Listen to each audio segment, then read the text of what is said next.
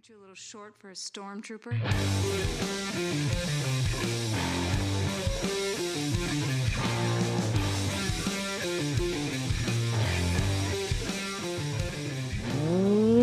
What's up, nerds? Welcome to another episode of the Multiverse Report. Tonight, we are recapping the week's nerdy news from Bloodhaven to Hoth and everywhere in between.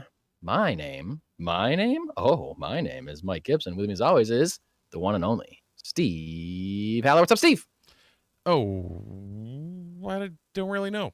I just got back in from New Hampshire, and boy, are my arms tired. My arm's tired. Yeah. I had a Labor Day getaway, so we're recording on a Monday night instead of our normal Sunday, folks. Appreciate any of you with us in the chat. It's Monday on a holiday weekend, and as you can imagine, with a holiday week, not a ton of news, as Mike usually says, which inherently means a lot of tangents. We'll talk for an hour and a half. Some of the small amount of news is Star Wars related, so that may set us off on a number of tangents. We've got the it's a big three highlight week again, because we've got Marvel news, slow we've weeks, got DCU news, and we've got Star Wars news. So even the slow weeks are good for those big three fandoms, I believe. Well, and I believe you have, because I haven't seen it yet. Maybe even a quick instant spoiler-less reaction of Rings of Power season 2. Yeah, great call. I have seen the first 2 episodes. They dropped 3, I think. I've seen the first 2 episodes of Rings of Power. Now, I'm not somebody who's so entrenched in Lord of the Rings that it like shows up in my social media algorithm all the time, like here and there, it will. But but from what I've heard, there is a lot of similar to Star Wars fandom. There's a lot of people that think that Rings of Power is breaking canon or not adhering to the lore of whatever Tolkien notes that it's based on or whatever. Because I'm pretty sure it's based on some pretty light guidelines. Yeah, is that correct? It's strictly so what they have the rights to is the trilogy appendices. And the appendices. So any of this stuff is based off of appendices to books and notes and whatnot from Tolkien. Like, we're not talking not a full book. Right. We're not even in, like, they have the rights to the Silmarillion territory. We're in just like, let's beat around the edges and try and find a story out of it. Yes. So to that, I say I don't care at all about how true they are to whatever quote unquote lore they have their disposal, because they don't really have very much. I mean, I haven't read those appendices either, but like we just said, I can't imagine that they're super fleshed out. Long story short, I think this show rules. Like, I think it's really, really good. First episode just really hooked me back in a way that I kind of wasn't expecting.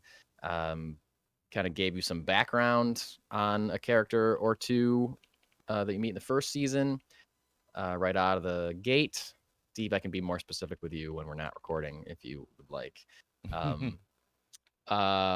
And it really has set stuff up for this, whatever the second season is going to be, in a way that I just find really compelling. And, I can't say that I remember everybody's name, right. Like your Elrond, your Galadriel, your Durin the dwarf, like those, like the 3 that I know. And your whatever name Sauron is going by today. Yeah, exactly.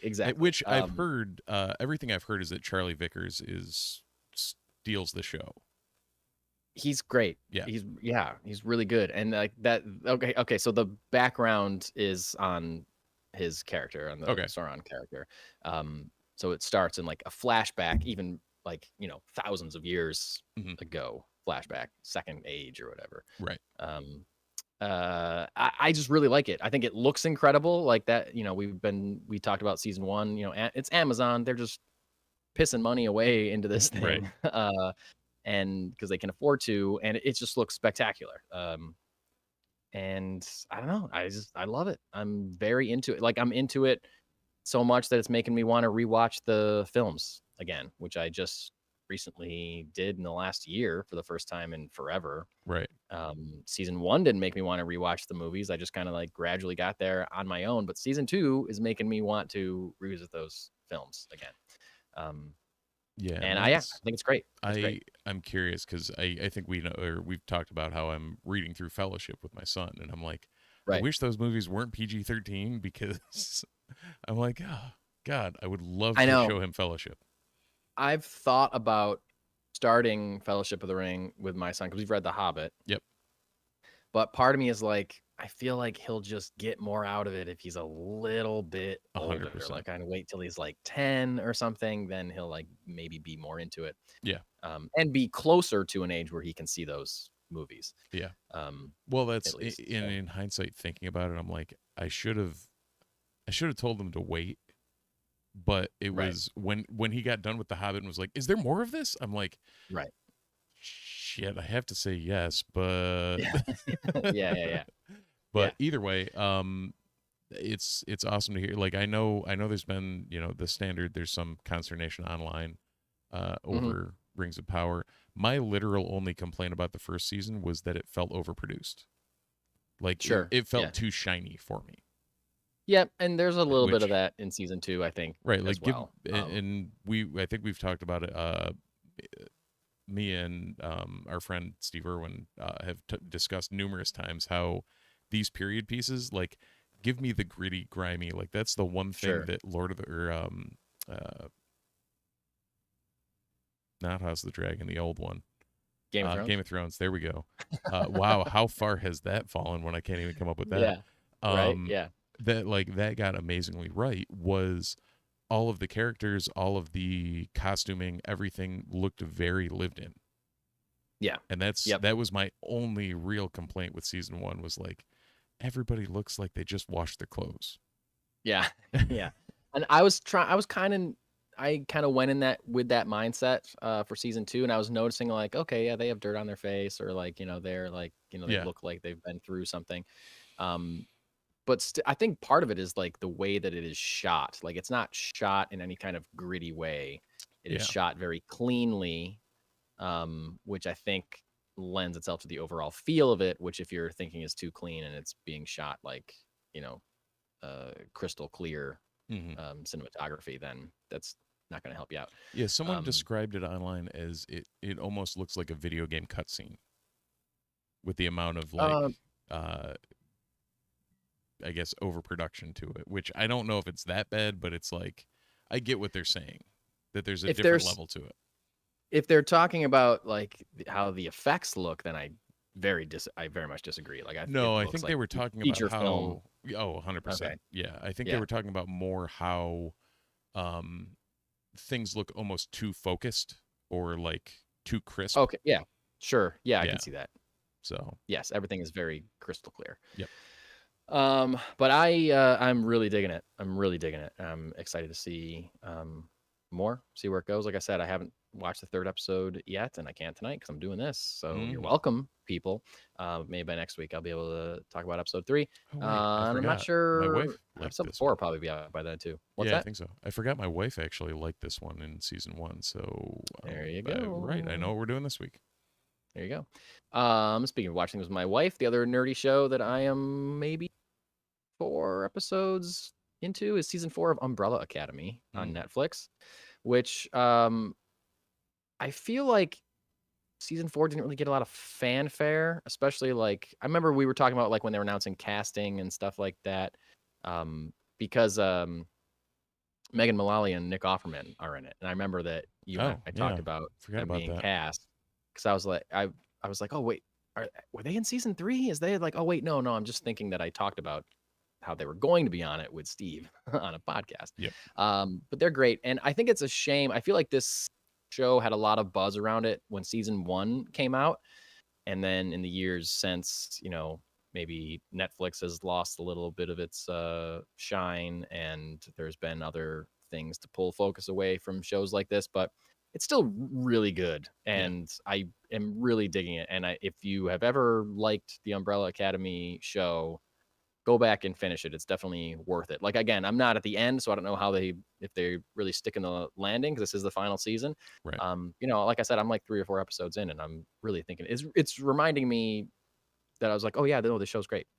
Like it's not. I don't think it's not a show that has ever really faltered to the point where I didn't want to watch it anymore or make a mistake. And I was like, what are they doing? Because it's always weird. And there's always a lot of characters, but they do a really good job of servicing all those characters in a way where they're not like,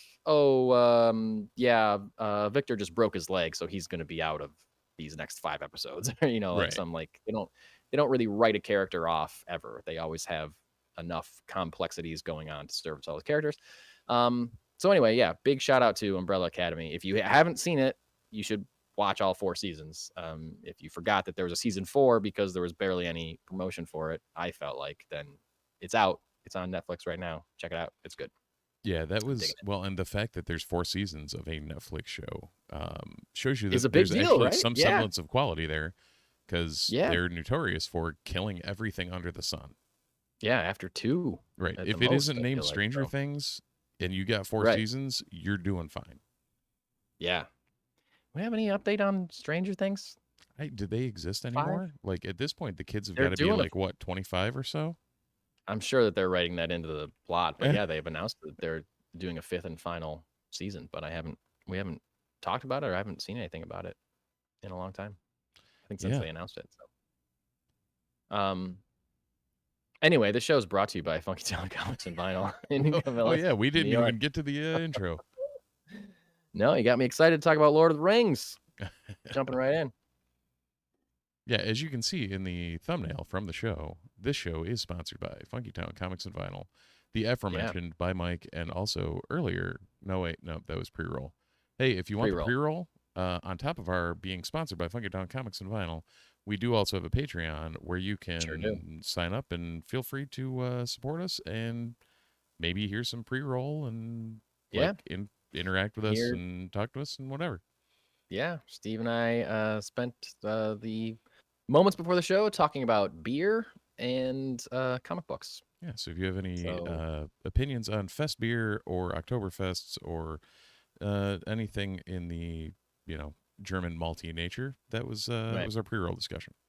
Or if you just like hearing us talk so much that you need more of it, you can sign up for Patreon or invite us over to your house and have a dinner party. We'll talk to you there too. That's also a viable option. Speaking of eating and talking, we really got to make those cookies. We got to make good on our promise. Someone took us up on our offer of if you give us a 5-star review and a recipe, we'll make it and eat it while we're doing the podcast. Someone chose a very complicated recipe of Neapolitan Italian cookies. So haven't made those yet. Keep forgetting about it, but we have to, because we have to fulfill our promise. I feel like now that we're out of summer and like into back to school and that, things will settle down a little. So we should be okay. Schedule. Yeah, we're gonna pull the we both have small children excuse. Yeah, big time. But who knows? Maybe next week or the week after, we'll be hearing this this very voice, but slightly muffled by having food in my mouth. Which is what this is really the way everyone wants to listen to a podcast. They want to hear 100%. their hosts chewing and talking while they're dropping the news from DC Studios. A very small thing that I saw that wasn't really worth digging into, but James Gunn posted it's like the anniversary of Peacemaker's first appearance, and he posted a picture from that comic book, as well as like a behind the scenes shot of like a new helmet that John Cena was wearing on set of Peacemaker season 2. Not a real story, just a thing, and a reminder that they're still working on that show, which I can't wait for. Another show I'm very excited about, it's coming out sooner than Peacemaker season 2, is The Penguin. And we got an update from showrunner Lauren LaFranc, showrunner of The Penguin. And she was talking about something that's on all of our minds when it comes to this show, being that it's set in the same universe as Matt Reeves' The Batman, starring Robert Pattinson. A lot of people are saying, well, is Robert Pattinson going to show up? Is there going to be a cameo from Batman in this show? Lauren LeFranc was asked this, and she addressed the rumors, or the, not even rumors, just like hype or question as to whether or not Robert Pattinson may have a cameo in the series. And she said, I understand why people's desire would be to have Batman, or to think that unless Batman's in a show or a film, then it doesn't have the same punch. To me, I think it, meaning this show, packs a different punch. Matt's films are through the lens of the Batman. So you're high up looking down at the city. It's a different perspective. With Oz, meaning Oswald Cobblepot, you're in the city streets. You're in the grit and the muck and the grime. He's looking up, wanting to claw his way to the top. So it's a different experience. I think Gotham is an interesting enough city that it deserves to have more doors unlocked within it, and for us to walk through those doors and see what we think. So she didn't say no. It's true. That's She didn't like say it's a yes. really good answer. It's a really good non-answer. This is the definition of coach speak for any sports Yes. fans out there. Yes. Yeah, I mean, I would, if it happens, I don't want to say I want it to be like Yoda in the Acolyte, but I would like it to be of that ilk, in that it's like not a cliffhanger at the end, but like in and out, very quick, and not a lingering, like maybe a reference to knowing he's there, or them looking out for him, or him raiding one of their meetings or something like that. Nothing insane, nothing him really addressing or like being a feature of the show. If it was me, I agree with you. If it was me, it would be the last episode. Yep. Close to the end of the last episode, after whatever arc or whatever, like, big climax. Yeah, whatever story they're trying to tell. Whatever story they're trying to tell. Oz gets away with whatever he has done and has risen however high he's going to rise in the ranks of the Gotham City crime families or whatever, crime world. And he's going to be in his office. This is how I would do it. He would be in his office or whatever, and he'd turn around and Batman would be there. And it would some kind of dialogue scene between the two of them where Batman is like, don't think I don't know what you're doing. I'm watching you. Right. And then he leaves. Then that's it. Mm-hmm. All right, see you around, Bats, or whatever, see you around, Vengeance. That's how I would do it. And that's, if I had to guess, it would be something like that, where it's a quick, like, you better watch out. I'm on to you. Right. I can't prove it right now, but I'm going to prove it. I'm going to throw you in Arkham or whatever. So watch your back, Penguin. And then he's gone. I think it's more likely that we'll get a cameo from Jeffrey Wright as Commissioner Gordon. Yeah. But still, I think that would be minimal, to say the least. Yeah. No, and I don't know if they're going to want to use it to set up whatever Reeves is doing or any of that, but I like I like the way she frames it, of it's an interesting enough city that it needs, to breathe effectively, which is what we've been saying about Star Wars for a long ass time. And, that's true. In all honesty, like Marvel, like not everything needs to be interconnected. Like, yes, Penguin and Batman ultimately will need to connect. Right. They're in the same city. Right. like that, like, makes more sense that it would connect. But I think what she's saying is that they are making a show that they believe is strong enough to stand on its own. Right. Without the need. And I agree with her that Gotham City is a very interesting world filled with very interesting characters. If Batman's not in this show, I think this could still be a great show. The trailers look good, and it looks intriguing and intense, and a great Gotham crime story. And, all the doors unlocked within Gotham to see what's behind it. Like, yeah, there's a lot of great characters there. Some of them, maybe need a little bit more Batman to make sense that you're watching them, but I don't know that Penguin is one of them, so. Yeah. So we shall see. November, I believe, that show coming out. Cannot Cannot wait for it. Will I rewatch the Batman before that series comes out? 100%, absolute certainty. Yes, I will. I mean, you could have just said you were going to watch it at any given time. At any given time, and now that September's here, we're it's a soft launch of spooky season. Your spooky season is the equivalent of like people that rush Christmas. Like, let it breathe a little, man. There's you get a whole month. Hey, I'm just saying. Are you gonna stretch it to when we saw Alien Romulus? To the that was the soft launch of spooky season for you? No, my official soft launch of spooky season is this Wednesday night when I'm going to see Rob Zombie and Alice Cooper. Oh yeah, that'll do it.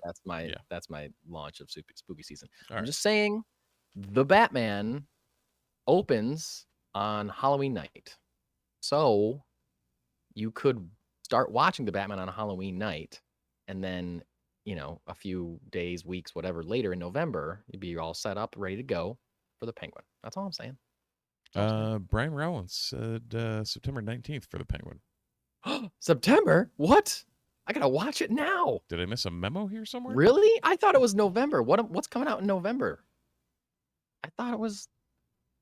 Oh man, Brian Rowlands, thank you for correcting me. Yeah. Oh, it ends in November, Mike. Oh, it ends September in November. 19th, set to run until November 10th. Okay. You may have to reassess some things here. I guess I'll have to watch the Batman sooner. Oof, what a shame. I'll have to watch it sooner than I expected. And then maybe I'll just watch it again closer to Halloween. I won't, though, because I'll be too busy watching actual 8,000 other movies. 8,000, yes. Every Halloween I watch 8,000 movies. Yeah, it's like 14 a day. It's fine. Also, that'd be Clancy, so insane. I still am just looking forward to Clancy Brown. Yo, me too. I always am.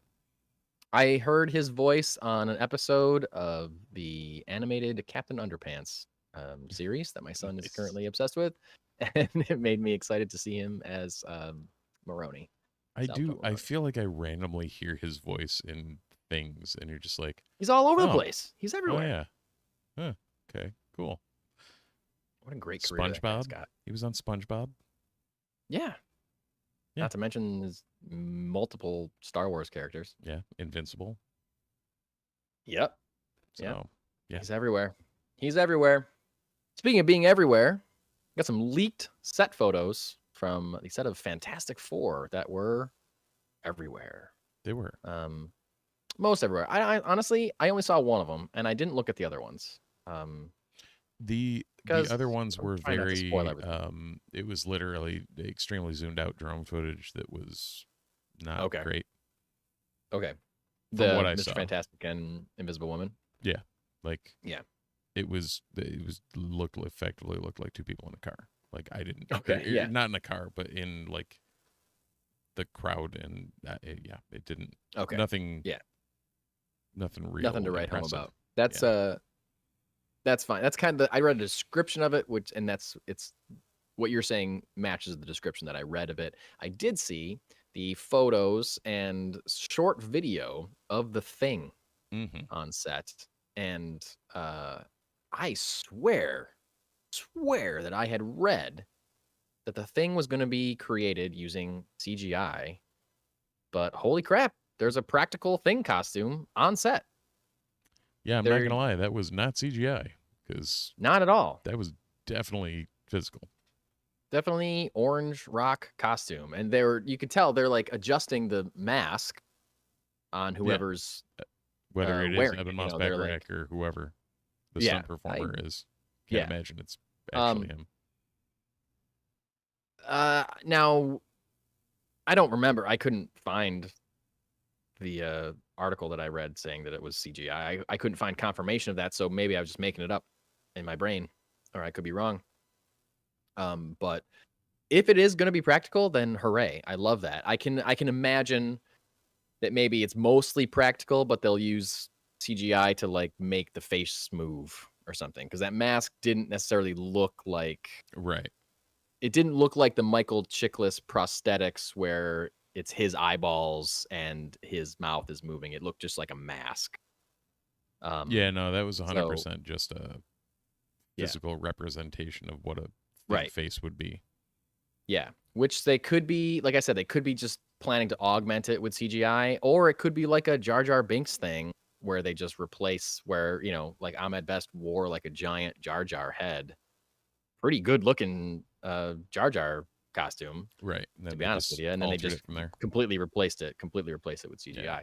I hope they don't do that. I would rather it be augmented with CGI and mostly practical, or a combination of the two. But did you have any feelings on like the look of the character or the costume or anything like that? No, it looked like Ben Grimm. It Like- did. It looked a lot like him. The costumes themselves, I still don't know. I mean, it just Yeah, the white. it's a look. It's a thing. If you haven't seen it, the costumes that we've seen so far in press photos, it's a light blue, a very light blue, Mhm. kind of like chest area, but like the shoulders and a lot of the arms are mostly white. And there's been plenty of different Fantastic Four variant costumes throughout the years. I don't know if I love this look for them, but it also could be just one part of the film that they wear these specific costumes for some reason. Who knows? I don't know. I hope that I don't know. It's just not my favorite costume. It's fine. If that's what it is, I'll be fine with it. But it's not my favorite, and I personally hope that they get like an upgrade throughout the movie, or in the future. I must be kidding myself to think that Marvel would let one character have the exact same costume for 2 movies. They literally never do that. They always upgrade the costume or always change the costume between movies. So of course they'll be wearing a different costume in future movies. But yeah, I thought the general look of the thing was good because he looked like the comic book character. I liked the design of the face more than I liked the 2017 or whatever the rebooted Fantastic Four terrible movie. Whatever. Yeah. Again, I think Chickless looked really good. The CGI one in that other reboot, I did not love the design of, but I think this one looks more comic accurate. So we'll see how it ends up. But I'm glad that it's practical. And I hope that it continues to be practical. That's my big takeaway. Yeah, I don't know. The whole thing is, I still don't know what I think about this movie. I know. I'm excited about it. I am. I just don't know how excited I need to be. I honestly, I'd feel more positive about it if,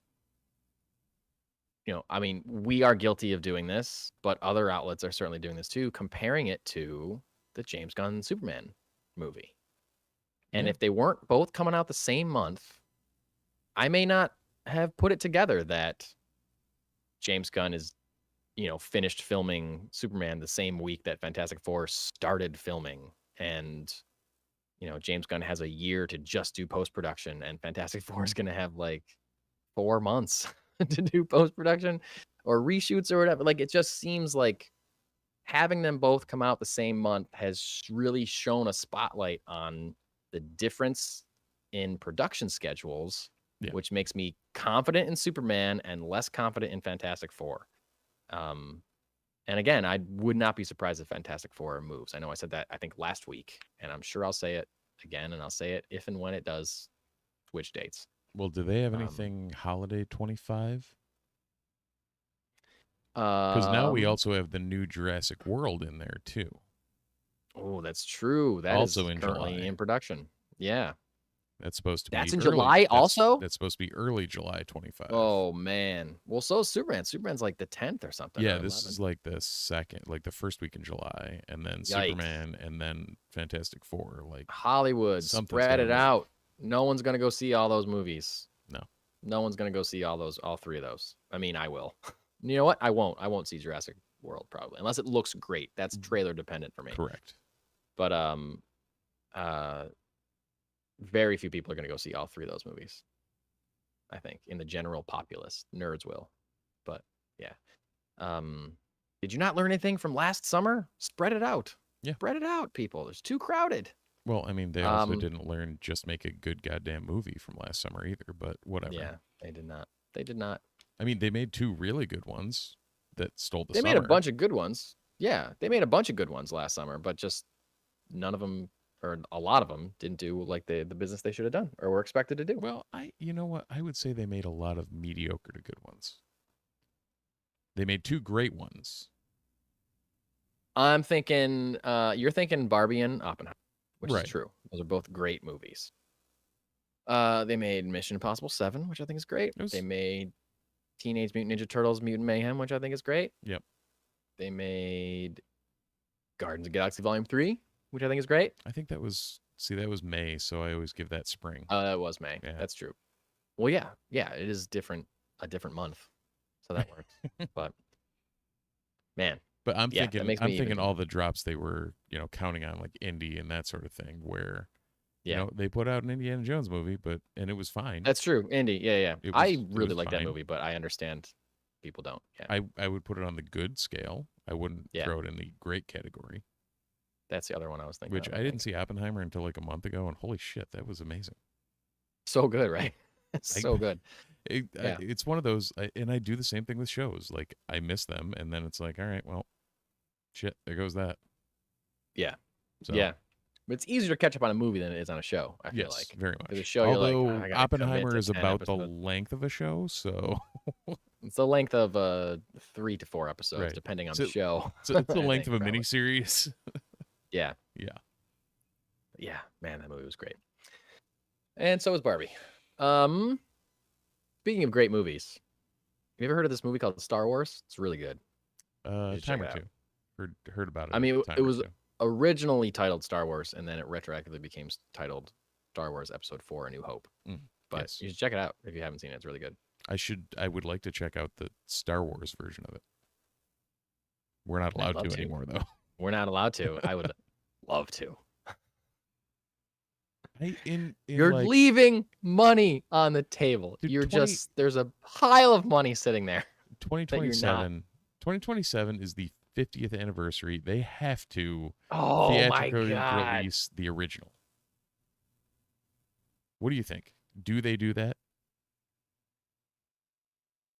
I would love them to, but I don't think they're going to ever. I don't ever think they're going to. I mean, George was the one that didn't want them to. So unless there I was think something George- written into the I stipulations, bet it was. Yeah, it could be. I feel like I've heard that it was, and I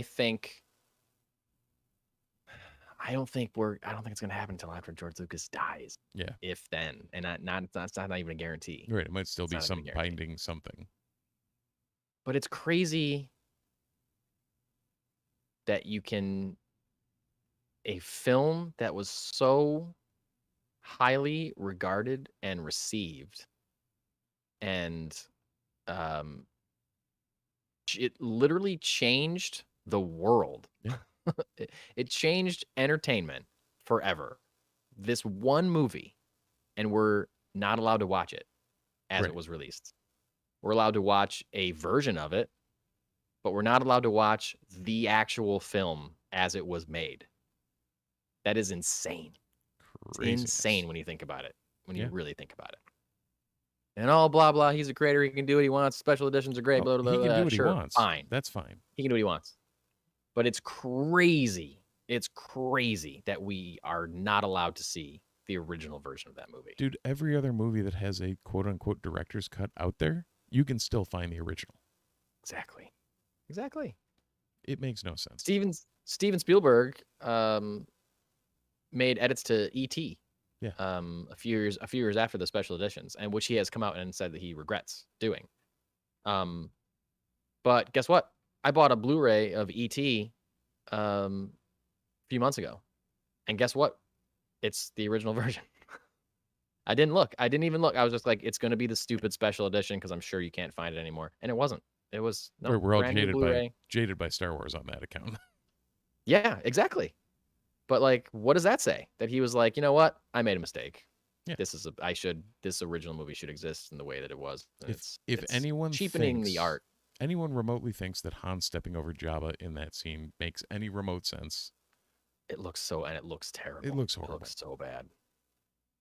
And it's the exact same conversation he just had with Greedo. Right. It's the exact same conversation. He says the same lines. It doesn't make any sense to even be in that movie. No.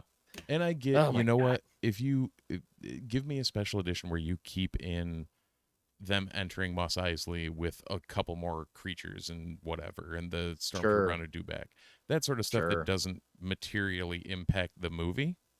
Yeah. Sure. Keep it. Yeah. Whatever. You know what else? While we're tangenting on the Jabba the Hutt thing,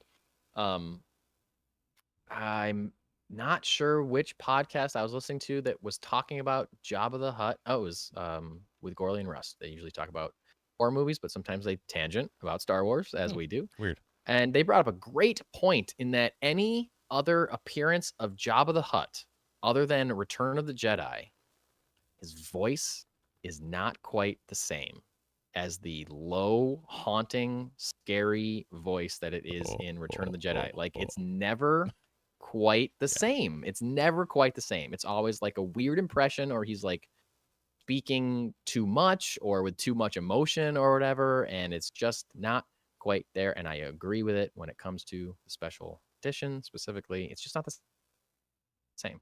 It's just not the same. Miso the Chewbacca.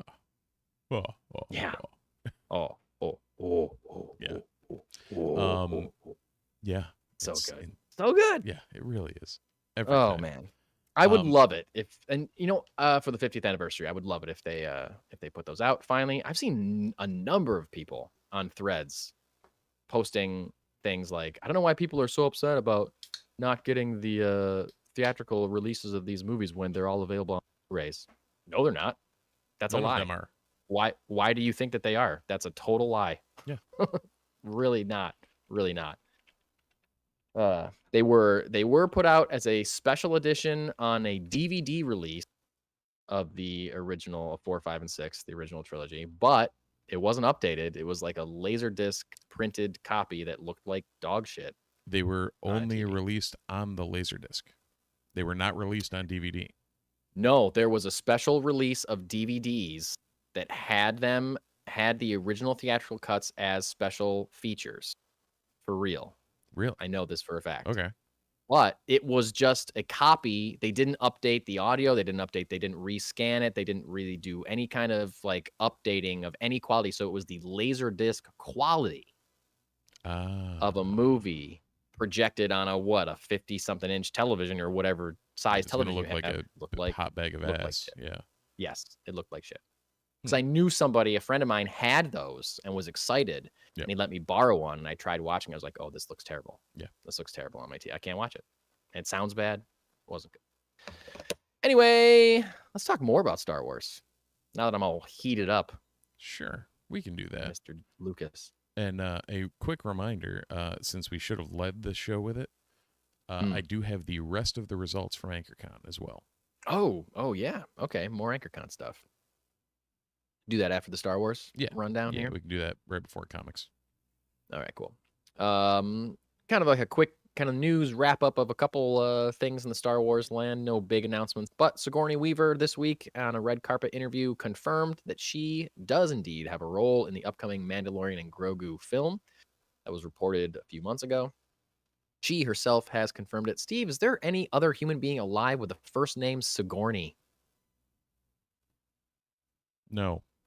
Literally never heard that name ever, other than Sigourney Weaver. People watching, listening to this, if your name is Sigourney, or you know somebody named Sigourney who is not Sigourney Weaver, please reach out. Please tell us. I'm dying to know. Because I just, as I was typing this, realized how strange of a first name that is. I mean, it's great. And Sigourney Weaver is a great, iconic name at this point. Yeah. But it's not an average first name. And I've never heard of it in any other context other than this woman. Yeah. No, so, I literally Googled Sigourney to find out. Wikipedia has a disambiguation page. There are only 4 famous Sigourneys. And who are the other 4? Who are the other 3? 3 of them are questionable at best. Sigourney Bandahar, which was a Dutch footballer, born in 1984, so our age. Wow. Yeah. Father Sigourney Fay, who was the mentor to F. Scott Fitzgerald. Wow. Sigourney Thayer, an American theatrical producer and poet from 1896 to 1944, and then Sigourney Weaver. That's it. Okay, so it is an existing name. It was a name that existed before her. But you certainly don't hear it that often. So again, I'm putting out the call. If you're listening to this or watching this and your name is Sigourney or you know a Sigourney, reach out and tell us about this person. Let us know. And Sigourney Weaver, also the only female Sigourney of the group. The other ones are all males. Yep. Wow. All three of them, yes. Yeah, all three. Interesting. Crazy. All right, anyway, she's going to be in The Mandalorian and Grogu, which we already had reported, but now confirmed from her mouth.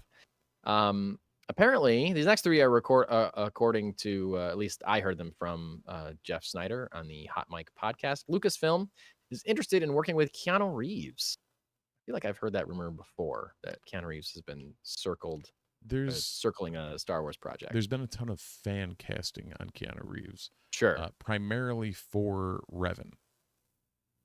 Okay. So. Okay. I don't know that character, so. You will if you ever play the Old Republic, or the Knights of the Old Republic. Hey. Not the Old Republic. I'd love to. Give me a way. Give me a way to do that. I hope they continue that, because I really want to play the remaster on that. Me too.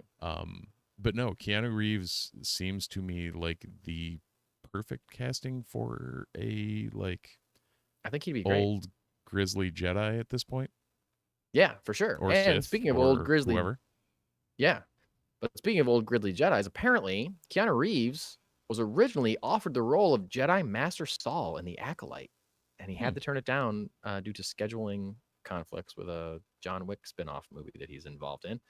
And that would have been cool, because that would have been Keanu Reeves and Carrie-Anne Moss back together. That would have been awesome. Trinity and Neo all back in it. I also think that he would have been pretty good. He probably would have been. At the same time, like, Lee Jung Jae, like, killed that. Crushed it. Yeah. Crushed it. For sure. So, I don't know. I would love to see him in a project. I just don't know. So would I. We're at that point, and I think we'll get into it with the next story as well, but, like, they got to do something. They got to do something. I don't know what you mean by that. I think I do. But we'll get into it. Other reports from Jeff Snyder on the Hot Mic podcast that Lucasfilm is currently in development on a number of new Star Wars TV shows for Disney Plus. No information on those, but they are working on stuff, whether it's second seasons of things or first seasons of new things we don't know about. No information there, but not even really a huge story. You expect, of course, they're Lucasfilm. Of course, they have a lot of things in development that we don't know about. And this, a little bit of a bigger piece of news. Jeff Snyder saying that he has heard that Kathleen Kennedy may be stepping down as CEO of Lucasfilm at the end of Q2 2025, in the second quarter of next year. And according to him, this would not be based on any performance thing. It would just be that she's been doing it for a long time. And he brought up the fact that she has a husband. She's married to Frank Marshall, which is another very famous Hollywood producer. I did not realize that she was married to him. No. He is 77 years old, and she herself is in her early 70s, I believe. So it could very well be a thing that, we don't want to be screamed at by online rabid toxic Star Wars fans in our golden years. So let's maybe take a step down. It was perfectly fair. Of course, regardless of how Kathleen Kennedy exits, there'll be plenty of Star Wars fans yelling and screaming, saying, thank God, she's ruined everything since the Disney acquisition or whatever, which is stupid and a lie and untrue. But that is a big piece of news. Yeah. Last piece of thing. We can talk about all these things at once. Oh, you want to dive into that before we do the last thing? Which one's the last one? I haven't looked at the notes. Oh, just that Star Wars Outlaws is a video game that's now available. Very excited to purchase it and play it. Yeah, I think weirdly I'm probably going to pull the wait until it's on sale, because I'm sure it'll go on sale around the holidays, just because I'm not sure how much it is, but I agree. It's a AAA title, so I'm sure it's going to be $60. But I don't have enough time to play it, which is nice. Yeah, as dumb as that sounds. Like, I'll wait, get it on sale, and play it when I have time, which God knows when that'll be. But definitely Same. looking forward to it. Heard a lot of very good things about it. Yeah, me too. And by the time we get around to it, maybe the glitches will be fixed, because there's apparently some very high-profile glitches along with some really high-quality gameplay. So, okay. Mixed bag. Yeah, the review I read said that like some technical glitches or whatever is not enough to stand in the way of a great story and experience. Right. Basically. Basically, yeah. That's kind of what I've gotten. A lot of praises for the mocap actor who did KFS. Which is awesome to see too. So, I've heard that as well. And possibly talk about, or I think she threw it out there. I can't remember her name, but she threw it out there to, hey, I could also play them in live action, you know. Of course she did. Yeah. Of course she threw it out there. And and that's I don't think that's out of the realm of possibility. No, not I at think all. it's only a matter of time before we see Cal Kestis in some way.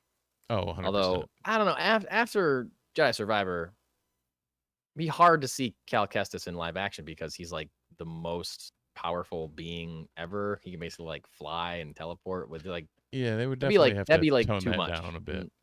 That'd be too much in live action to see. Works in the video game, but I don't know. Well, you know, people will complain that Rey is too powerful. Like, okay. Well, but then people would yell. People would yell if they didn't make him as powerful as he was in the game, and it's this whole like. Exactly. I love the internet. That's why. So maybe we won't see Cal Kestis in live action because somewhere someone at Lucasfilm was having this exact same conversation, being, maybe this is a bad idea. Yeah, it's not going to work. And maybe it's Kathleen Kennedy that's having that conversation. Maybe it is Kathleen Kennedy.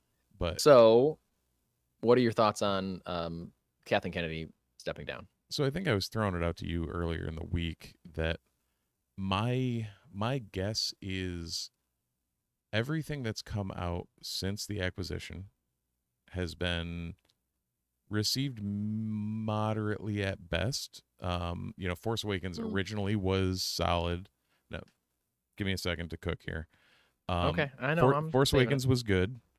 Rogue One was an absolute masterpiece. Andor was an absolute masterpiece. Everything else, as far as reception, has been middling. You know what I mean? Like Mandalorian season 1 and into season 2 was awesome. I would say the first 2 seasons of Mandalorian belong in that list that you just 100%. That's it. You know, I'm still processing things. But to be clear, you are talking about not necessarily quality, or you're talking about quality, but also fan reaction and response. Yes. Okay. Which Kenobi, I think, like you and I talked about ad nauseum, how there were pieces of it that were A+ additions to the Star Wars genre, and other parts that were just like, all right, why are we here? What are we doing? And I feel like that was a lot of just about everything that was overseen in the Kennedy era at this point. And I think whether it's any fault of her own or not, she will end up being the fall guy. Because something at Lucasfilm does need to change. Not from, you or I standpoint, but from the general, if they want, the people to keep turning up, because if you look at viewership, everything's slowly been declining, etc. They're going to need some sort of jumpstart, and someone has to take the fall. And if that's Kennedy, that's Kennedy. I don't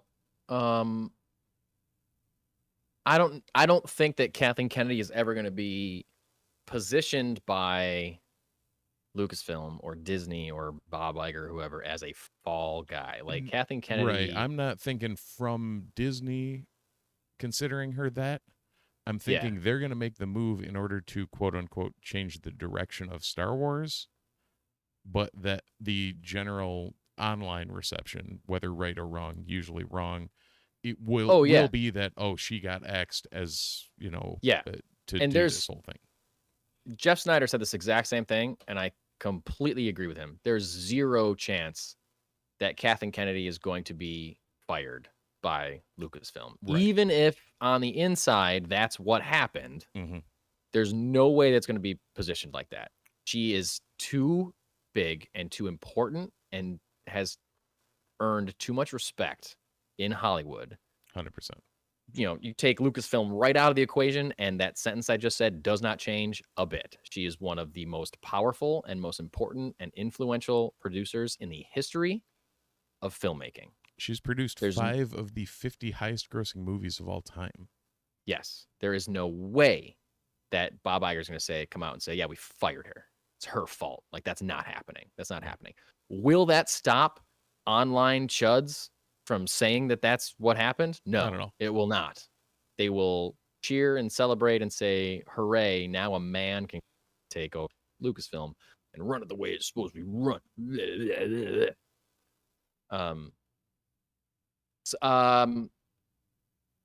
I don't know, because I understand what you're saying. I understand what you're saying from like a business perspective. Right. My big thing, you got to make a movie. Like, people are, viewership of your shows is dying off. It's because people want to see Star Wars in theaters. I don't know. I do. And I like the shows, but you got to make a movie. I think the shows work when there is a big film franchise that we know the shows are like a part of or like backing up. Right. But now you got like Mandalorian, you got Ahsoka. There's like some connection between those two, but then you got Andor and you got Acolyte and you got Skeleton Crew, and like those are like not connected at all. And it's way easier to build some hype for these shows if they're connected to a larger, more premier, established cinematic franchise like Star Wars. And there just hasn't been a movie since 2019, 5 years, and that's a small amount of time between trilogies for Star Wars, for sure. I get that, and I'm fine with taking a break, but if Star Wars is going to take a break, it should take a full break. Like, don't take a film break and just give us a bunch of like shows that are of varying quality. Like, give us like nothing, or gives us everything is good and connected to a film. I don't know. I think if Bob Iger is angry with Kathleen Kennedy at anything, it's that she hasn't put a movie in a theater since 2019. Yeah. That's my guess.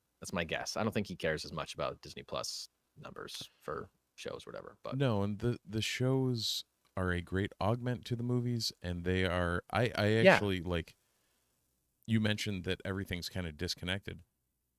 I don't think that would be a problem if there was some tentpole holding them up. That's what I mean. That's exactly what I meant to say. And I'm sorry if I said it confusing or whatever, but like, yes, there's no tent pole. Yep. There's no tent pole to which place these shows around. And it doesn't even matter if the tent pole is disconnected, like you said, but there has like not everyone, because there's young people of our generation and older see Star Wars as a cinematic franchise. Right. And that's what needs to happen. And if Kathleen Kennedy is the one that puts a movie back in theaters, great. Then maybe she doesn't step down. She doesn't need to step down. Or doesn't need to be replaced. Right. But I don't know. And Snyder again pointed out that his original, like he had heard this Q2 of 2025 for a long time. This isn't a new thing that he had heard. Just kind of came back up this week. Yeah. In a newsletter of his. And this date was originally this date because before the strikes happened, Q2 of 2025, there would have been at least one new Star Wars film out in theaters, if not two. Could have used that to pass the torch of, hey, yes, this is out, and now we're moving to a new phase type exactly thing. Like the original idea was, the franchise is back on its feet. We have a film out. I helped shepherd this film, and now that it's out and we're up and this is the plan, now I'm going to step aside. I, in that situation, being Kathleen Kennedy. Mm-hmm. But now that the strikes pushed all that, is she going to wait till summer 2026 after Mandalorian Grogu is out to make that exit? And she might still, but as Snyder pointed out, the age of her husband might be a reason that she is looking to retire sooner than later, or her age, who knows. But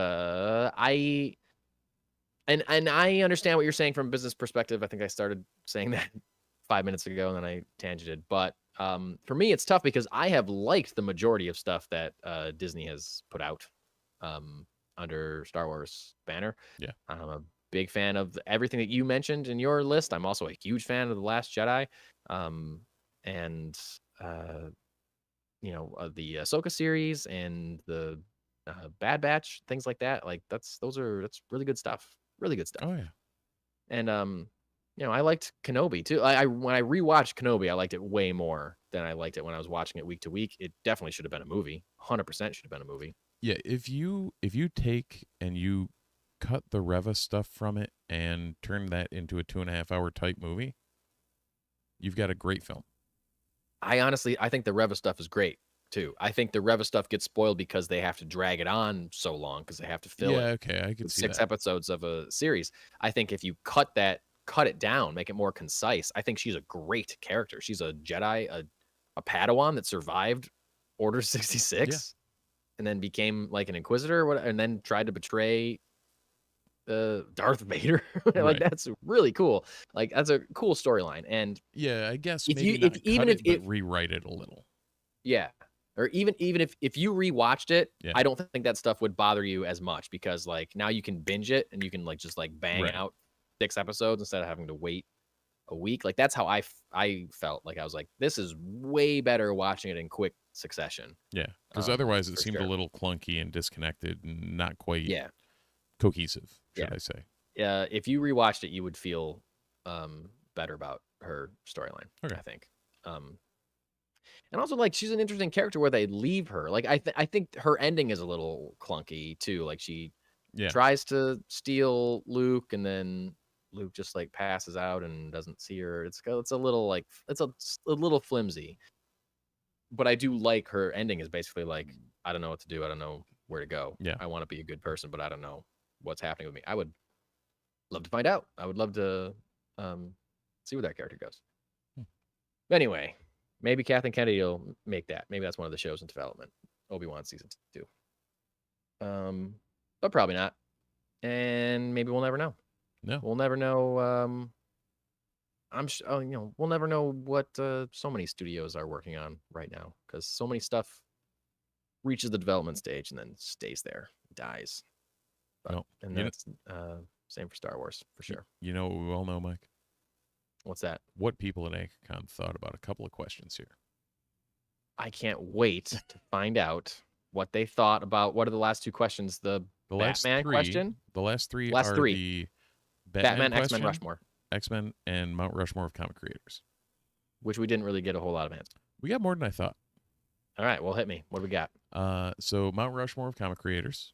Mhm. We had on the list, as well as We had multiple write-in choice for option, them to choose from. Yeah. Stan Lee, Jack Kirby, Kirkman, Jim Lee, McFarlane, Alan Moore, Siegel and Schuster, Neil Adams, and George Perez. That was what we had as the options for choosing your Mount Rushmore from, as well as a bunch of write-ins. We had thoughts on a bunch of different ones and just decided to leave it open. Yeah. So, surprisingly, the only 2 on the list, which I almost feel like both of them would have been on my Mount Rushmore, they got 0 votes, were Neil Adams and George Perez. Oh, That's a rough. that's a kick in the Uh-huh. nuts. I like Oh both my of God. like Adams is definitely on and Perez is like on that Oh. 4th spot in and out for me. Adams is definitely on for Yeah. me. Adams is. I mean, it's hard to pick 4 from just that list, let alone any other write-ins that you like. Correct. But it'd be really hard for me not to put Neil Adams on my and Perez. The commentary at the con opted for Stan Lee as your Of course. top with 8, which I guess not that hot of a take. He would not have made my 4. It's tough for me. Yeah. Jack Kirby. Kirby coming in would. second with 4 votes would have gotten onto mine. Yeah. Robert Kirkman with 3, Jim Lee, McFarlane, Alan Jim Moore, and Lee. Siegel and Schuster all at 1. So my 4, I think I had gotten it to Kirby Lee Adams Perez. And then I've gone back and forth. As in Jim Lee, not Correct. Stan Lee. Yes. Because Jim Lee did so much for I know, both man. of the big two, was iconic in us coming up as 90s kids. Like, there's a lot of what he did. Kirkman, I could see with the younger crowd of people getting into his stuff. Like, I get it. McFarlane got a vote. Alan Moore and Siegel and Schuster, of course, with the Superman thing. Yeah. Mine would be very similar to yours. I believe I'm pretty sure mine would be Jack Kirby. Yep. Jim Lee. Neil Adams. And Alan Moore. I think I would put Alan Moore on mine. That's almost exactly where I would have pegged you. Yeah. There were 2 write-ins. One for Eastman and Laird. Must have been some Turtle fans. Cool. Yeah. And one for Rob Liefeld. Wow. Yeah. Which, again, 90s kids, like, if that's what you're on, then, like, that, if they were that influential in your upbringing, he's certainly influential. So, hey, why not? Yeah. Yeah. I get it. So that was our initial run at Mount Rushmore. I believe we will bring that question back in a more comic-focused con as well. Yeah, for sure. Like, it seemed that was another one that did spurn, when people answered it, it spurned a lot of really cool conversations. So, yeah, right. I definitely would look forward to bringing that one back. Right. Next up is Batman, which we had an inkling. We had an inkling, and it came true. Adam West won with 10 votes. Adam West, only 10 votes. Yeah. Huh. Well, because it was a pretty widespread. Yeah. West had 10 votes. Keaton had 9. Bale had 8. Conroy had 7. Jeez. Yeah. So it was a spread. It wasn't nothing. Let's put it this way: if we were doing this statistically, none of those 4 are outside of, like, your standard deviation here. Yeah. And then the Pat Man with 2, and then Affleck and Will Arnett with single votes. Will Arnett. Yep. That's awesome. So. Yeah, North Country, big fans of Adam West. Love Adam West. And and it wasn't just that, like, the convention was full of, like, older generations of people. Oh, no. Like, there were, like, a lot of young people, or people our age at least, and younger. Yeah. I think definitely younger too. Saying, like, oh yeah, Adam West is great because I grew up watching Adam West. It's like, yo, me too. Right. Me too. I maybe prefer somebody else now, but yeah, Adam West he'd be in my top 5, top 3. He'd be in my top 3. Yeah, if nothing else, just the nostalgia and, like, growing up watching the old cartoons. Like, yeah. Agreed. All right. Now, one that this last one. This was a lot of counting for me. Let's put it that way. Yeah. Thank you very much, Steve, for putting in the extra work here. So, as we can imagine, so of the 169 tick marks on boxes for this, thank you, Google, for quickly tallying that up for me. Wolverine was your number 1 with 37. Did you say the category? This is we framed it as build your best X-Men team, your favorite 3 X-Men, effectively. Yeah. Only 3 people. Yeah. Yeah. So we also realized there was no good way to tally up that, because all the permutations of teams were pretty well unique. Yeah. So we're just doing, like, top tally. 3 basically. Yep. Yeah. So your winning team, if you were going by 3, would be Logan, Kurt Wagner, and Remy LeBeau. Okay, that's who I thought Gambit was going to be second. Yeah. I was shocked that somebody other than Gambit was second. So Wolverine, Nightcrawler, and Gambit were your 1, 2, 3. That is a pretty solid team. It is. I'm not sure who the leader is. That's the only. I feel like it's got to be Kurt. Yeah. The other 2 are a little too wild card. Although Wolverine has led the school before. True. Yeah, true. It's definitely not Gambit though. No. Remy should not be leading anything. Yeah. So my guess is Kurt's the leader. But yeah, that's a great team as far as power setup, because, like, you got a brawler in Logan, Yep. and also someone who can't be killed. And then Comes in handy. you got Remy, who not only is a great up close fighter, but also has the distance with the Yep. cards. He's like a distance attack. And talking about distance, you got Nightcrawler, who can use his power passively or aggressively. Yeah.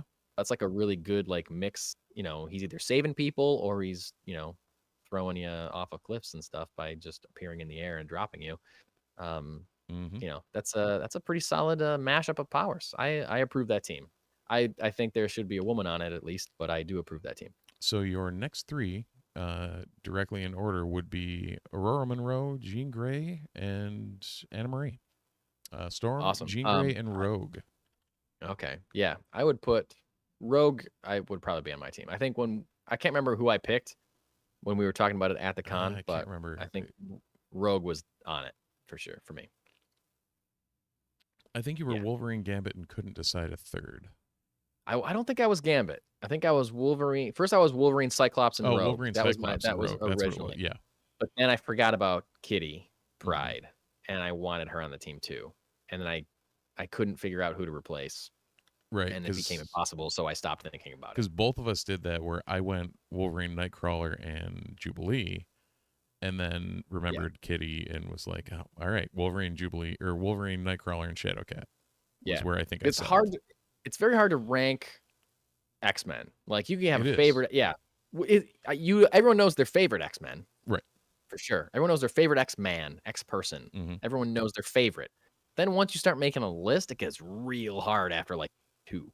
Right. Because you love so many of them. 1 and 2 were easy. And for a lot of people, this is what I found at the con, like talking to them, was 1 and 2, or like even 1, 2, and 3 were easy, but then you had the 4th coming in, or like that 3 was a hard decision, or yeah.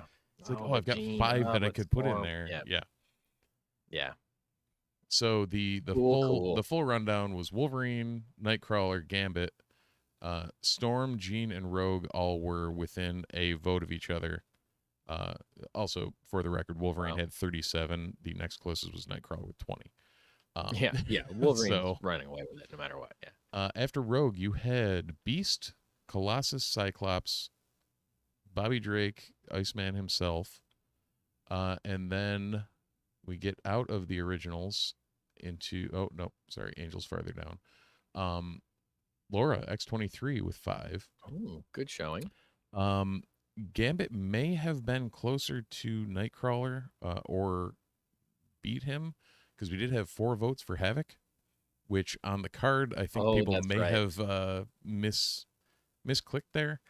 But Havoc with 4 votes, people may like Alex Summers. I don't know. Always an interesting character. I think people like him, but I don't think people like him 5 votes at AnchorCon much. You know what I mean? Yep. And then Warren Worthington, the Angel himself, with 3, Kitty Pryde with 2, and then a bunch of 1s for Jubilee, Hope Summers, Sunspot, Deadpool, and Magneto.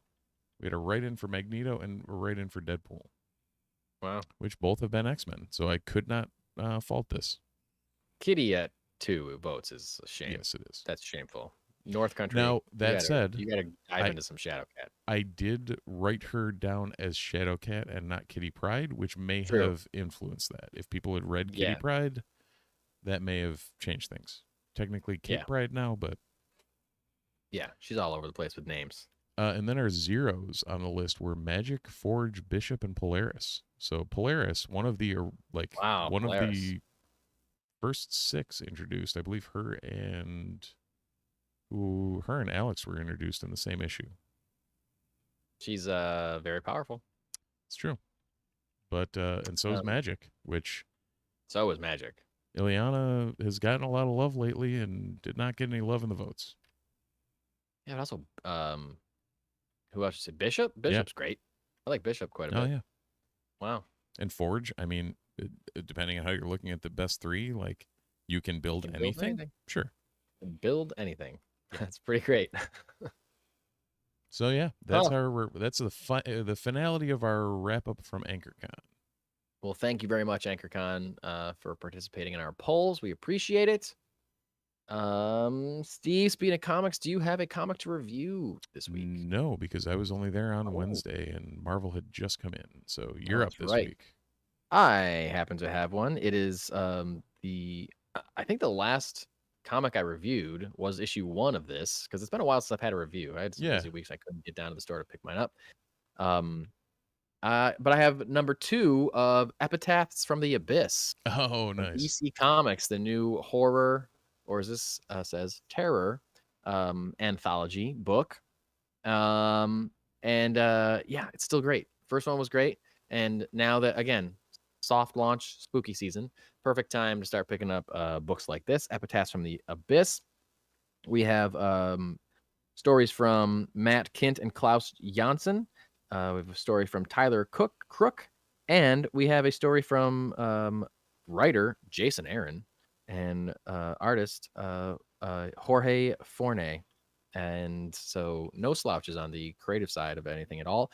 Continuing with the theme of the first one, it's a really cool kind of dichotomy, because you get the way it's stylized, the introduction, you still get like a creepy, like a host, like a crypt keeper or Elvira or whatever kind of style, like get ready for these stories that'll scare your socks off or whatever like that. But then the stories themselves are mostly down to earth, semi-political in some way, or like a social commentary in some way that don't really have anything to do with like ghouls and goblins and vampires, which you would think I feel like when I think about like a comic book horror anthology, I think about something like Tales from the Crypt.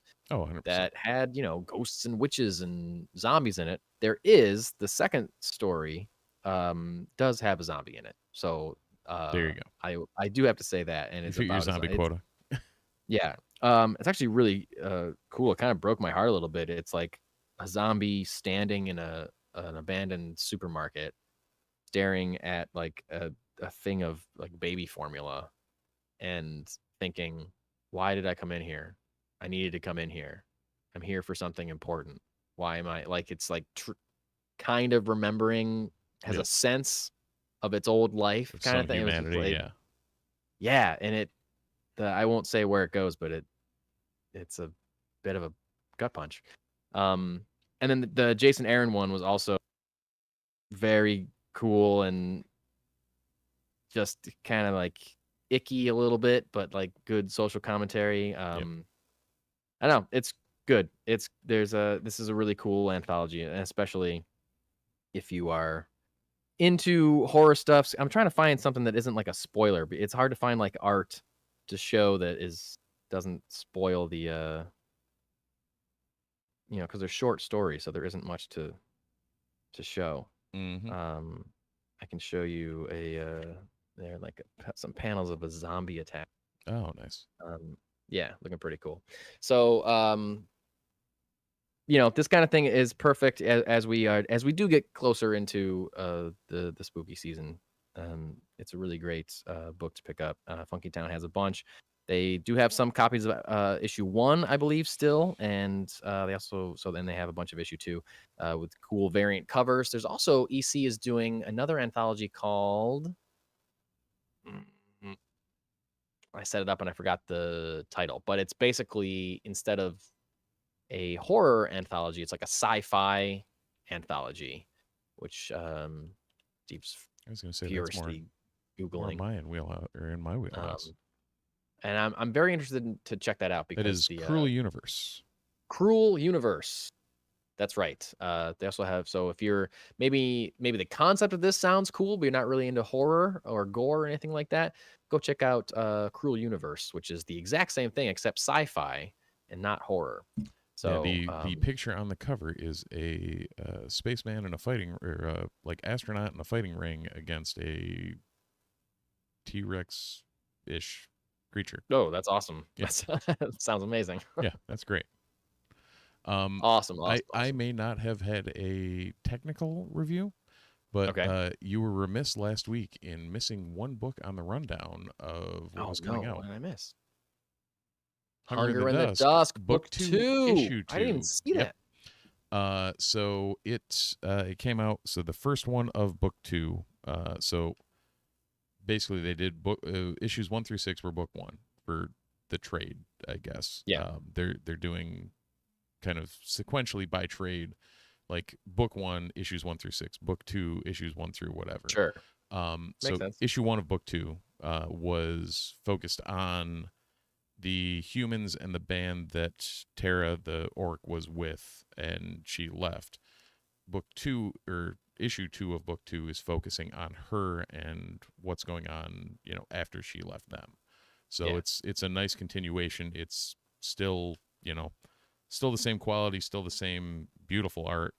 There was one that I was going to show you that still, just great wow. action art, as Great well as colors. the still stuff. Oh, it's amazing. Yeah. And they're similar to, I think we were talking about Yearbook. The variance in color based on, what's being conveyed, like general color of the page. They do a very good job of using that to kind of set the mood for what's happening on those panels. That's awesome. So it's, Chris Wildgoose and G. Will Wilson are doing great work with that. Great work. If you want to go back and listen to our pretty in-depth interview with G. Willow Wilson, we do touch on Hunger and the Dusk. Isn't it cool we got to talk to G. Willow Wilson? That's still it was like amazing. so long ago. If you haven't listened to that, go back and listen to it. Bump it up. That's a good one. That was a really good interview. I was really excited about that one. This week in your local comic book store, you may find the following: Absolute Power number 3, Animal Pound number 5, Batman number 152, Birds of Prey number 13, Conan the Barbarian Battle of Blackstone number 1, Daredevil number 13, Exceptional X-Men number 1, Firefly Malcolm Reynolds Year 1 number 1, Immortal Thor 15, Incredible Hulk 16, Justice Society of America number 11, Kid Venom number 2, Marvel Zombies Dawn of Decay number 1, Miles Morales Spider-Man number 24, Minor Arcana number 1, Moon Knight Annual number 1, Penguin number 12, Plastic Man No More number 1, Poison Ivy number 25, Red Sonja number 13, Scarlet Witch 4, Spider-Boy 11, Star Trek 500, Star Wars The Acolyte Kelnaka number 1, The Boy Wonder number 5, Spectacular Spider-Man 7, Trinity Special World's Finest One-Shot number 1, Ultimates number 4, and Venom War number 2. Woo! What a list. You picking up anything on this, Steve? I got a couple on my pull list on this one. Oh, really? Do you? I sure do. Birds of Prey. Oh, Birds of Prey, and what was the other one? Poison Ivy. Yes, Poison Ivy. Yeah. And Boy Wonder. Yeah. There you go. Ultimates I'm grabbing. Exceptional I'm going to have to grab because I don't know if you know what Exceptional X-Men is. I think you told me, and I don't remember. So Eve Ewing written, Carmen Carnero drawn, Kitty and Emma. Yes. Leading a team. So Kitty is trying to form a team. Emma is trying to keep them from forming that team. Oh, that's cool. I didn't realize that was the dichotomy. Yeah, there's a kind of a weird thing going on there. But yeah, it's going to be interesting. I will probably. I mean, I'll at least grab number 1. But it's it seems like it's a cool enough concept to give it a read. Nice. Oh, and then I'm probably not going to grab it, but like you have me at Firefly. I know, yeah. I've never read the Firefly comics. They've been going on a long time, but I'm kind of surprised they haven't told origin stories for these characters yet. Like this is the first time we got a year 1 for Captain Malcolm. It does seem kind of weird. It's interesting. So yeah, I know I may pick that up as well. I'm very interested in Plastic Man No More, because that is a character that I love. That only gets a miniseries here and there, just occasionally. Gail Simone did a great one a few years ago. But I'm not sure what it's about. But I like that character. So if he's got a book coming out, it's probably going to be worth picking up. Yeah. Actually have friends with a super fan of Plastic Man, so I'll have to make sure that he knows about it as well. That is the first time I've heard those words in the same sentence. Plastic Man super fan? Yes. They're out there. They're out there. There are dozens of them. There are dozens of them. And Jeremy DeBatis is one of them. Shout out to you. Check out his Instagram webcomic, Paper Covers Rock. There's a little plug There you go. for my Plastic Man Superman friend. And I think that's all I got. Is that all we got? Those are comics we talked about. Yeah. By the way, I'm saying that about a Plastic Man fan when I'm vociferously pushing Hunger in the Dusk like it's my job. Yeah. But yeah, I think the only other thing that I think caught both of our eyes slightly was that Deadpool and Wolverine's box office is getting pretty close to the Avengers at this point. It has made over $600 million, which is mildly insane. 603 Crazy. million is the official post weekend. It looks like. Yeah, so it's inching up to catch the total box office gross of the original domestic gross. Sorry, specify, not worldwide. Domestic gross of the Avengers, the first Avengers film. It's global is 1.25 billion. Yeah, it's crazy. It's crazy. It's one of the highest. It's gonna be one of the highest grossing movies ever. Yeah, it's got to be one of the highest grossing MCU movies. It's not Endgame, but like it's gonna be one of the highest grossing MCUs. Yeah, for sure. It is the highest grossing R-rated movie of all time. Oh, 100%. Yeah. I mean, at 1.2, did we say? Right now, you said 1.2. That is 24 all time in highest grossing box office. Yeah. 24. So it's lower than I thought, I guess, but right still now top 25. It would have been 23 had it not come out approximately at the same time of Inside Out 2, which is number 9 right now. Number 9 on the highest grossing films of all time. $1.6 billion for Inside Out 2. Inside Out 2. Isn't that amazing? Yeah. My son went to see it twice. Oh, did he really? My my wife and son went when you and I were up at con, so I haven't seen it, but they did, and they thought it was great. Romulus, Inside Out 2, very different movies that reviewed that weekend. It's true. The two of them haven't seen Alien Romulus, so that's the trade-off. Yeah. Yeah. No. Which, by the way, I know. Sorry, quick digression. Yeah. I've texted you a couple different things since we saw Alien Romulus about things that you and I thought were 100% CGI being either talked about as being practical or photo evidence of being practical. So now I really need to see that movie again and be like, are you kidding me? I thought that was completely fake, and you're telling me that was a guy in a suit? Mm-hmm. What? Mm-hmm. What does that person look like outside of that suit? Because it's not normal. Yeah. Anyway, slight digression back to grossing highest grossing movies. Oh, okay. How is Jurassic World Fallen Kingdom number 21?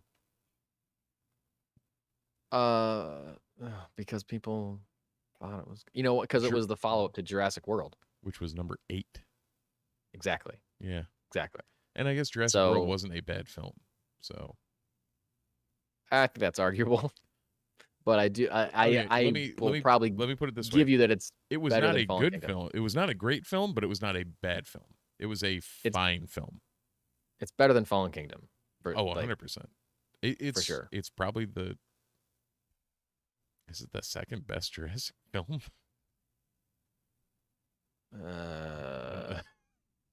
I don't know. It's not saying much, but is it? I don't love Jurassic World, so do you I would love probably anything other than Jurassic Park? Because I sure don't. If you asked if I would rather watch any of the first 3 Jurassic Parks than Jurassic World. Okay. And I really think Lost World is really bad. So, say that. All right.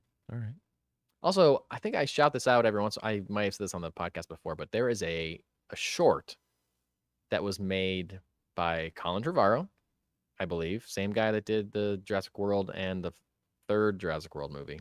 Yeah. Came out before the third. I don't remember what the third one was called. Resurrection or something. Jurassic World, Chaos. More Jurassic, two Jurassic, More two dinosaurs. World. Yeah. 3 Jurassic, 3 World. Yeah. It's called Battle at Big Rock, and it's a fully, budgeted short about dinosaurs and humans existing in the same world, and it is excellent. It is excellent. So if that counts, that's my number 2. Dominion. And then Dominion is the third one. Yes. But if you like Jurassic Park, or you just if you like any Jurassic Park movie, or if you just like the idea of dinosaurs and humans existing at the same time, check out Battle at Big Rock, Jurassic Park short. It's free on YouTube, last I checked. So it's great. It's like 8 minutes long or something. It's really good. There you go. Final note from the chat. Mr. Rowlands also mentions, speaking of Aliens versus Avengers, which you looked at or were talking about last week, apparently was great. Yes, I actually ran into Mr. Rowlands at the shop, and he told me that it was great. I flipped through it, and I didn't pick it up. I don't know why. I guess I didn't have confidence in it, but he says it's good, so maybe I should grab it. Because I don't know, like, in flipping through it, I didn't see anything that was, like, super gory or graphic, but I feel like if you're doing an Aliens thing, like, I need to see a chest burster come out of, Captain America's chest or something, somebody, like, I got to see that happen. But, you're meshing an R-rated property with a PG, to PG-13-ish property. Yeah. How far can either one of these go and still work? I don't know. So that's why I think that's the vibe that I got from it, that I couldn't tell if it was straddling that line. But Brian, you know what you're talking about, so maybe I'll give it a shot. I'll stop down and grab a copy maybe next time I'm at Funky Town. There you go. Which will be this week. And that's all I got. Do you have anything else? No, I think we talked about all the things we needed to talk about. We did. We went way longer than I expected to. When you said we're going to talk for an hour and a half, we're at 127. So, geez. All right, let's get out of here. We should point all you to our socials, the Multiverse Report, wherever you feel like, the Multiverse Report at gmail.com, the multiverseport.com for all your links. I was going to say for all your nerdy needs, but you don't really need anything there. Find us on your podcatcher of choice. Leave a review on Apple Podcasts if you can. Like, subscribe to our YouTube channel. We're here every Sunday somewhere around 9:45-ish. Unless there's a conflict, and then we do Mondays. Yeah. Hey, it's not Sunday. Wow. My brain hurts. It's okay. It's late. It's late on a Monday. So, that's it. That's that. So, as the 2 suns set over the burnt corpses of Owen and Baru Lars, we say thanks for watching, thanks for listening, and we'll see you in the multiverse.